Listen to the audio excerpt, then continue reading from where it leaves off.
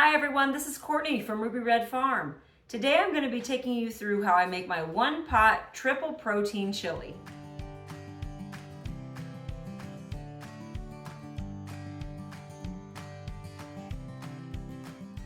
So I'm filming this on Friday in East Central Indiana right as the remnants of Hurricane Helene come through. And so we have got very gusty winds. I apologize, the wind may even cause the lights to flicker here off and on. But the dreary rainy weather makes it a perfect day for chili. I got off early from work, gives me time to get this simmering and see if we can get a nice savory pot of chili to enjoy for the rest of our evening tonight.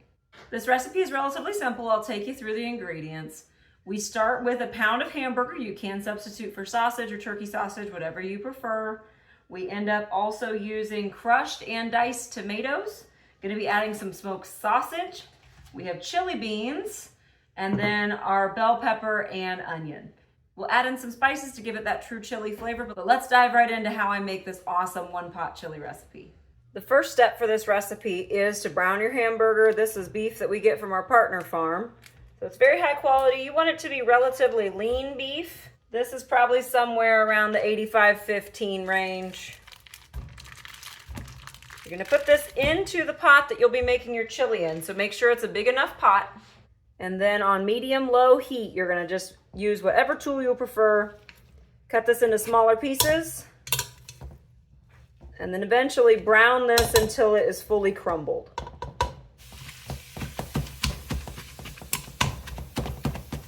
While the hamburger is browning, I'm gonna go ahead and sprinkle some dark chili powder on here, roughly about a teaspoon's worth, just to get that flavor starting to get into the meat. We'll be adding quite a bit later. In general, you wanna make sure you're not overcooking the hamburger because it is gonna be simmering for quite a while after cooking it. But you do wanna get to a point where all the pink is gone, and then you will turn that temperature down to low. Next, I'm going to be adding my tomatoes. So I have a can of crushed and a can of petite diced. You can mix this up a little bit, but this is what I've found to be the best consistency. Normally I would be using my own tomatoes for this step, but our garden has not cooperated this year.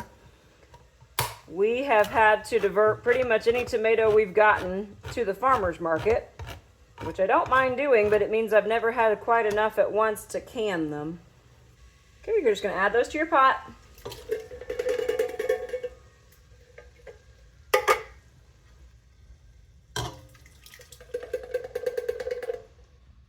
We'll go ahead then and stir all of that together. Keeping that temperature on low as everything starts to simmer here. Once I have it stirred, I'll cover, keep it on low, and then I'm gonna go ahead and spend some time with the cutting board. So for veggies, I'll be adding some pepper and onion. You can throw some corn in here too. It's not gonna hurt anything.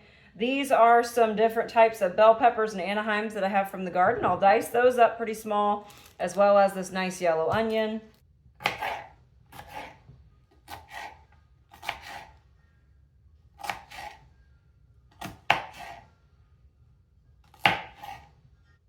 You also can add jalapenos to this recipe. I've done that when I've submitted it to different competitions and things. I actually won a ladle one time by winning a chili competition at my husband's work, which was quite amusing. But when it's for the family, my kids actually do like chili, but they don't like it spicy, so I will keep it pretty mild for their sake.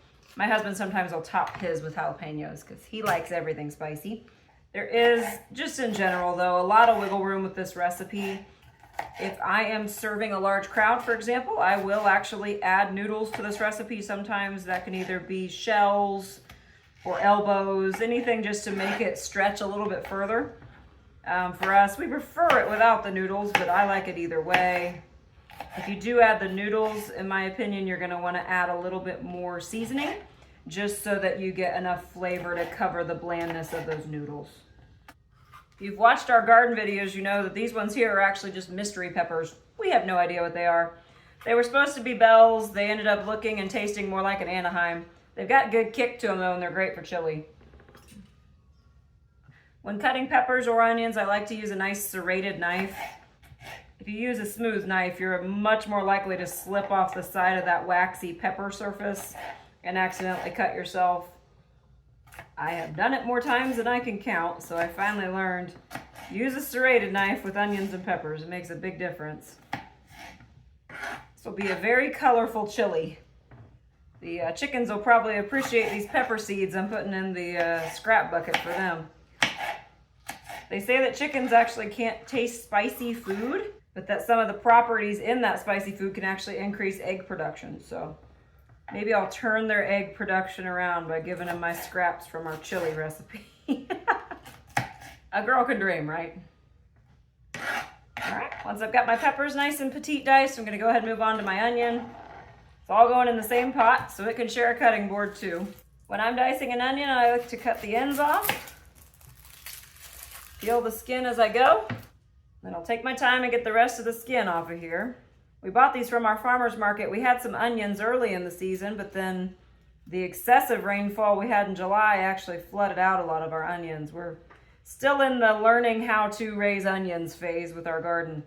Our soil here in Indiana has a lot of clay, and onions as a general rule just don't do well. There's ways to grow them, clearly, but we're still working on mastering those ways. So we had way better luck. This was the first year we've really ever had any onions, and so I was thrilled with the turnout, but still didn't get quite as many as I was hoping for. Learning and educating myself a lot this winter to get better at onions. That's on the to-do list for sure. All right, from here where I have my clean onion with the ends off, I'm gonna cut it down the middle, turn it on its side, and then in general, it doesn't make a huge difference in my opinion, but I'm gonna cut as small as I can on this first round, about 1/4 inch. Then I'll turn it 90 and petite dice. I'll never forget being in college and, on my own for the first time in my life trying to learn how to cook. And I loved to cook, but I still had to figure out how to do it. And I had to Google how to chop an onion.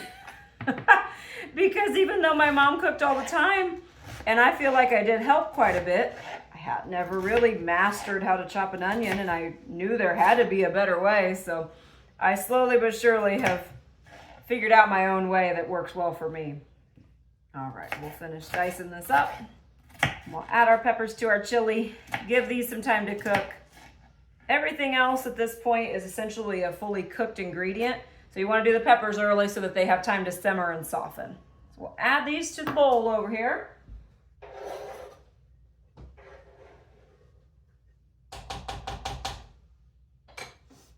All right. It's going to continue simmering on low while I add my next ingredient, which in a lot of ways is the secret ingredient, some smoked sausage. I prefer the skinless smoked sausage. I have used kielbasa, I have used turkey sausage.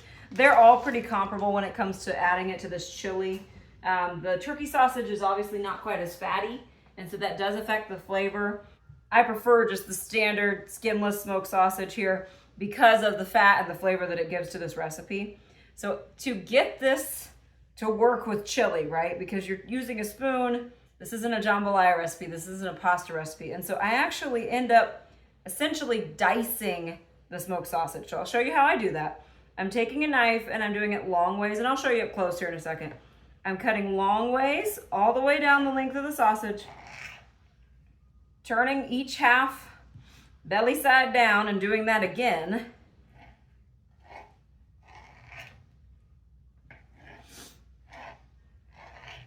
And then going through and again, basically petite dicing smoked sausage. I want to try to get one piece of this in pretty much every bite of chili if possible. So up close, here's what that looks like again. Lengthwise, I'm cutting all the way down, putting these belly side down, cutting lengthwise again, all the way down. Kind of using my fingers to guide. Make sure I don't get too off track. Doesn't have to be perfect though. And then from there, dicing. Still using that serrated knife. Works great for this as well. And there you go. And that'll be ready to add to our chili. So here's the current status of our chili. It is starting to simmer at this point. I'm gonna go ahead and add my smoked sausage just straight to the same pot.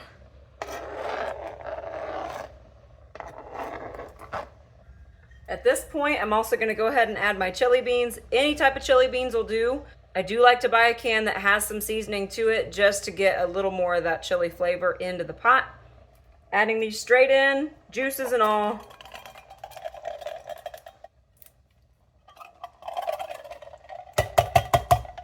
Just to add one more kind of protein. All right, I'm gonna mix everything really well at this point. You can see I've pretty much filled my pot. You can use any kind of bean, and you do not have to get the flavored kind if you're looking at ingredients and worried about whole ingredients. You do not have to get the pre-seasoned kind. I just think that the sauce really brings up the flavor of the chili. All right, we are ready for spices. The spices stay pretty simple for this. I'm gonna add about a teaspoon of black pepper, a teaspoon of salt, a teaspoon of garlic, and then about 2 more teaspoons of chili powder. You can add more later. And no, I never measure anything. Mix this in thoroughly. Then you're gonna cover and let it simmer on low for at least 30 minutes. You'll wanna go ahead and let that chili simmer for about 30 minutes to an hour at a minimum before serving. We're gonna let ours simmer for more like 2 hours to really let those flavors permeate all the different ingredients and get it tasting great. That also gives the vegetables more time to soften. This is one of those great recipes though that it actually ends up tasting better the second day, so it makes for awesome leftovers. We'll be back in a couple of hours to show you that finished product. For now, make sure you hit like and subscribe. We so appreciate you watching today. All right, our chili has had about an hour and a half to simmer, so I'm gonna go ahead and give it a try, let you guys know how it turned out.